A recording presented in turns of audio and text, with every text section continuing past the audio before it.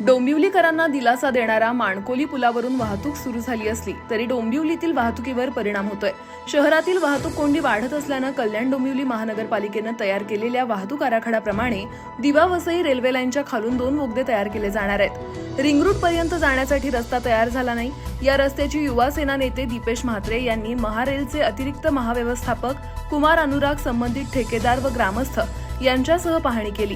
यावेळी युवा सेना सचिव दीपेश म्हात्रे म्हणाले, डोंबिवलीत रिंग रूटचं काम सुरू आहे। डोंबिवली पश्चिमेकडील मोठा गाव मानकोली पूल झाल्यानंतर रिंग रूट हा महत्त्वाचा टप्पा आहे। रिंग रूटमध्ये सर्वात मोठा अडथळा असलेला रेल्वेच्या दिवा वसई लाईनच्या खाली जो अंडरपास होता त्याला निधी देखील पास झालाय, पण ज्या अंडरपाससाठी पर्यायी रस्ता नव्हता त्या पर्यायी रस्त्यासाठी रेल्वेचे अधिकारी, मोठा गावचे ग्रामस्थ आणि आम्ही पाहणी केली।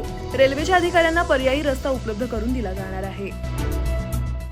रिंग रूटचं जे काम डोंबिवलीमध्ये सुरू आहे, डोंबिवलीच्या मानकोली ब्रिज झाल्यानंतर, मोठा गाव मानकोली ब्रिज झाल्यानंतर एक अतिशय महत्त्वाकांक्षी प्रकल्प आहे डोंबिवलीतला टप्पा क्रमांक 3 रिंग रूट। याच्यामध्ये सगळ्यात मोठा अडथळा असलेला जो रेल्वेच्या दिवा वसई लाईनच्या खाली अंडरपास होता, त्या अंडरपासचं टेंडर झालेलं आहे। 30 कोटी रुपये त्याच्यासाठी निधी मंजूर झालेला आहे, त्याच्यासाठी कॉन्ट्रॅक्टरही नेमण्यात आलेला आहे। परंतु त्या रिंग रूटपर्यंत, ज्या अंडरपासपर्यंत जाण्यासाठी ॲक्सेस रोड नव्हता, त्या ॲक्सेस रोडसाठी काल रेल्वेच्या अधिकाऱ्यांसोबत मोठा गावातील ग्रामस्थ आणि आम्ही पाहणी केलेली आहे आणि रेल्वेच्या अधिकाऱ्यांना त्या अंडरपासपर्यंत जाण्यासाठी ॲक्सेस जो आहे तो उपलब्ध करून दिलेला आहे।